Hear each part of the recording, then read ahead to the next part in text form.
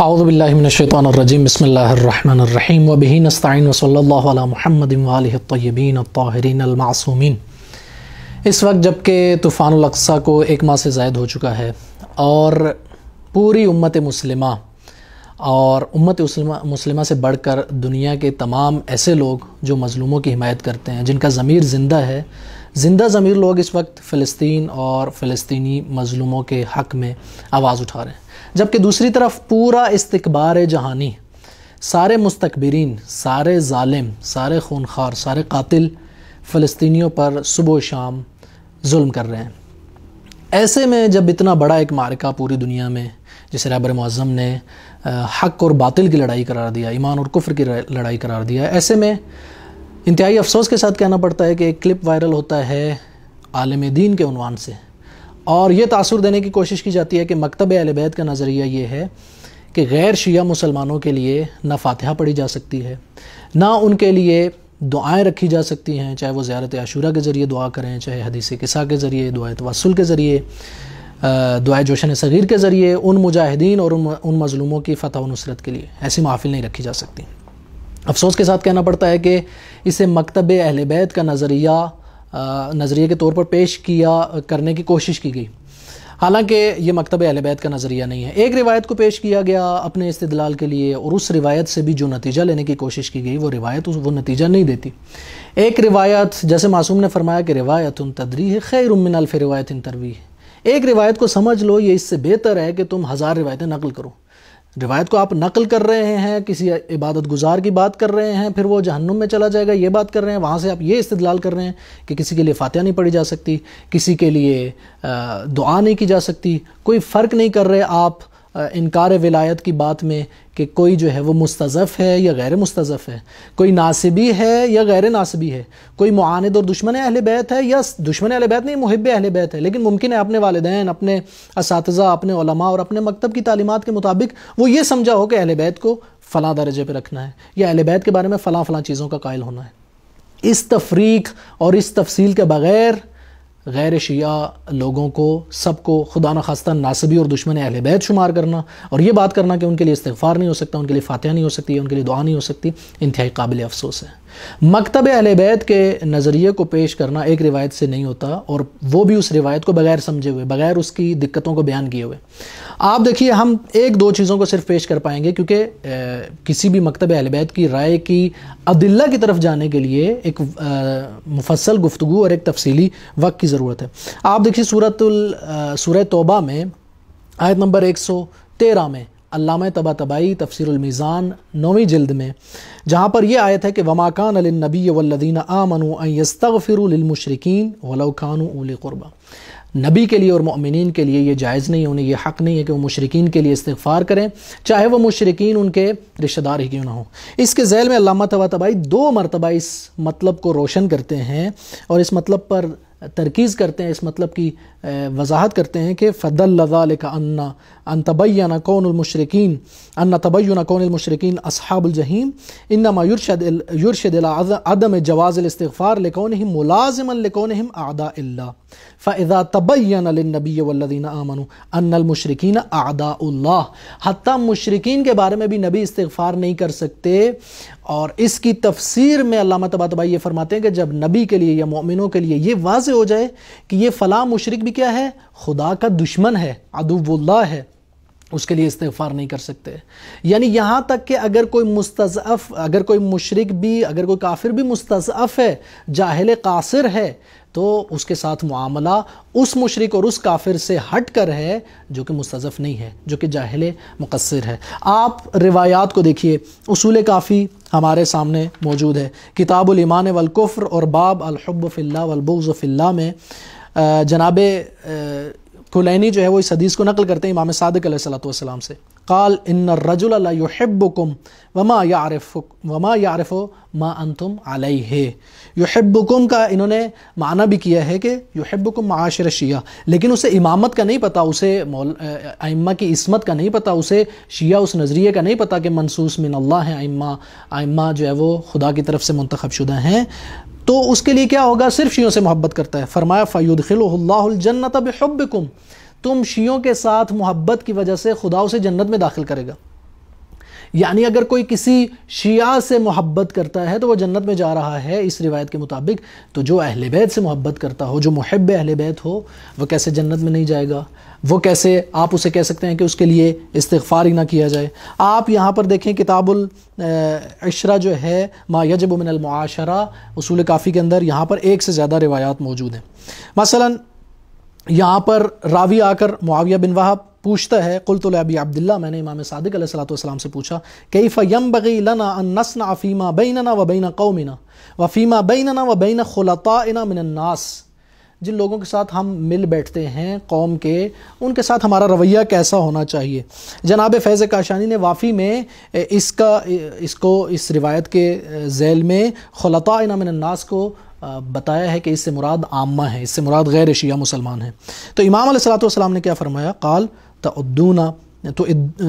الامانۃ الیہم، ان کی امانت انہیں واپس لوٹاؤ، تقیمون الشہادۃ لہم وعلیہم، ان کے ساتھ اسی طرح معاملہ کرو، ان کے لیے گواہی دو، تعودون مرضاہم، ان کے مریضوں کی عیادت کرو، تشہدون جنائزہم، ان کے جنازوں پر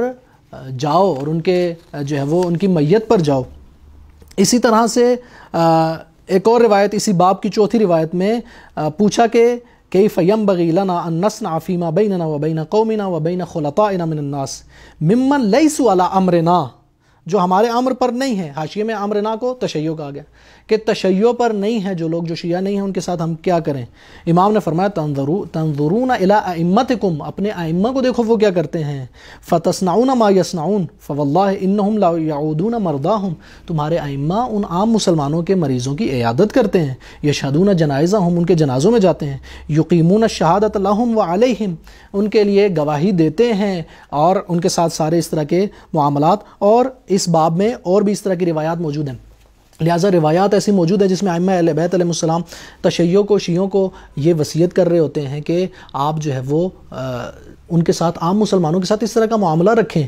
ناسبی کا معاملہ الگ ہے، ناسبی دشمن اہل بیت ہے۔ ناسبی جو ہے وہ جب اہل بیت سے من نصب لہم العداوہ یا من نصب لہم الحرب، جو اہل بیت کے ساتھ جنگ کرنے کی خواہش رکھتا ہے، جو اہل بیت کے ساتھ دشمنی رکھتا ہے، اس کا معاملہ الگ ہے۔ لیکن جو اہل بیت کے امر کو پہچان نہیں رہا کسی بھی وجہ سے، لیکن محبت کرتا ہے اہل بیت سے، ان کا معاملہ الگ ہے۔ آپ ایک روایت سے استدلال کر کے نتیجہ نکال رہے ہیں، آپ کے ذہن میں یہ ہونا چاہیے تھا کہ آپ کو اس معاملے میں فقہا کی طرف جانا چاہیے تھا۔ فقہا شیعہ جو کہ تشیع کے موقف کو پیش کرتے ہیں، آپ اور میں اس موقف کو پیش نہیں کر سکتے، فقہا شیعہ پیش کرتے ہیں جو اس موضوع پر تمام آیات اور تمام روایات کو دیکھ کر موقف پیش کرتے ہیں۔ جناب حضرت آیت اللہ سید ابو القاسم خوئی رحمۃ اللہ علیہ، یہ اپنی استفتاءات میں، صراط النجات میں جو مختلف مسائل میں سوالات کیے گئے،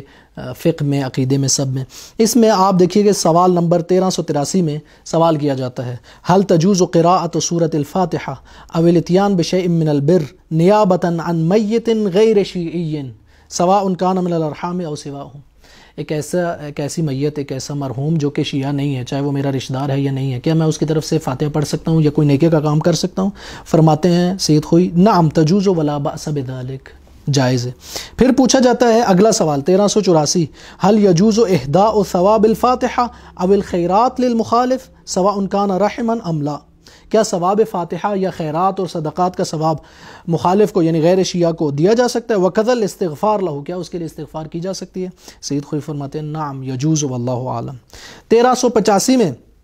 پھر سوال اس سے اگلا کیا جاتا ہے، القول المعروف بعدم جواز الاستغفار لغیر المؤمن، مشہور یہ ہے کہ غیر مومن کے لیے استغفار نہ کیا جائے۔ کیف یوفق بینہ و بین الدعاء المشہور، کیسے اس نظریے اور اس دعا میں ہم جو ہے وہ اس میں مناسبت کیسے ہو سکتی ہے کہ اللہم اغفر للمؤمنین والمؤمنات والمسلمین والمسلمات، کہ یہ دعا کہہ رہی ہے کہ مومنین و مومنات کو بھی خدایا بخش دے اور مسلمین اور مسلمات کو بھی بخش دے۔ تو سید خوئی اس کے جواب میں فرماتے ہیں لیس الامر کذالک، ایسا نہیں ہے جو آپ نے کہا کہ قول معروف یہ ہے کہ غیر شیعہ کے لیے استغفار نہیں کر سکتے۔ فإن الاستغفار انما لا يجوز للنواصب والخوارج، استغفار جائز نہیں ہے خارجیوں کے لیے اور ناصبیوں کے لیے جو دشمن اہل بیت ہیں، دون مطلق المسلمین، تمام مسلمانوں کے لیے ایسا نہیں ہے کہ آپ کہیں کہ ہر مسلمان کے لیے کیا ہے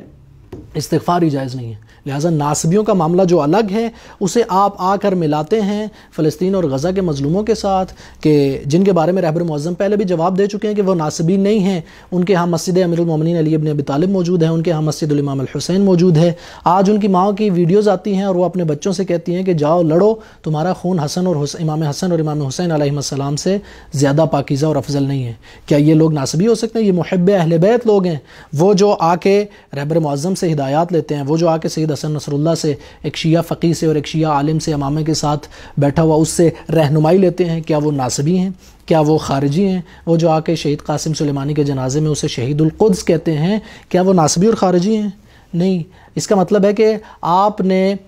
مکتب اہل بیت کے نظریے کو پیش کرنے میں بہت سارے اشتباہات کیے ہیں۔ مکتب اہل بیت کا نظریہ خارجی اور ناصبیوں کے بارے میں الگ ہے، عام مسلمان جو محب اہل بیت ہیں ان کے بارے میں الگ ہے۔ اور پھر آپ دیکھ لیجئے کہ میں حضرت امام خمینی یا رہبر معظم کی بات نہیں کرتا کیونکہ شاید آپ کو اعتراض ہو، لیکن سید خوئی کے آپ نے نظریہ دیکھ لیا، آیت اللہ سید محسن الحکیم جو قضیہ فلسطین کے بارے میں ان کا فتویٰ ہے اس کو آپ دیکھ لیجئے، جو جہاد مجاہدین فلسطین کی مدد کے بارے میں ان کا فتویٰ ہے خمس دینے کے حوالے سے، وہ آپ دیکھ لیجئے۔ آیت اللہ العظمیٰ سید سیستانی حفظہ اللہ جس طرح سے طوفان الاقصیٰ میں آج شہدائے فلسطین کو شہید کہہ رہے ہیں، جب ایک فقیہ، جب ایک زعیم حوزہ علمیہ نجف کسی کو شہید کہہ رہا ہے تو اس شہید کے معنی آپ کو معلوم ہے۔ جب شہید کہہ رہے ہیں تو یہ موقف ہے تشیع کا، اور ان کے لیے دعا نہ کریں۔ کیسے ان کے لیے دعا نہ کریں جو عالم کفر کے خلاف اس وقت کھڑے ہیں؟ آپ دیکھیے کہ اگر آپ ایک مرتبہ صحیفہ سجادیہ کی دعا امام سجاد علیہ السلام کی پڑھ لیتے کہ جس میں امام علیہ السلام نے ان لوگوں کے لیے دعا کی ہے جو مسلمان حکومت کی طرف سے بارڈرز پر کھڑے ہیں۔ کس کی حکومت تھی امام سجاد علیہ السلام کے دور میں؟ بنو امیہ کی حکومت تھی، لیکن امام علیہ السلام حدود پر اور بارڈرز پر کھڑے مسلمان، عام مسلمان فوجیوں کے لیے دعا کر رہے ہیں، کہہ رہے ہیں خدایا ان کے اسلحے کو بڑھا، ان کی تعداد کو زیادہ کر، انہیں قوت عطا فرما، پوری دعا ہے اسی مضمون میں۔ لہٰذا کیا امام سجاد علیہ السلام بنو امیہ کی تقویت کے لیے دعا کر رہے ہیں؟ نہیں، امام سجاد علیہ السلام کفر کے مقابلے میں، روم کی حکومت کے مقابلے میں مسلمان معاشرے اور مسلمان حکومت کے لیے دعا فرما رہے ہیں۔ لہٰذا یہ وہ وسعت فکری ہے، یہ وہ بالغ نظری ہے جو مکتب اہل بیت میں ملتی ہے کہ جب آپ کا اہل سنت بھائی، آپ کا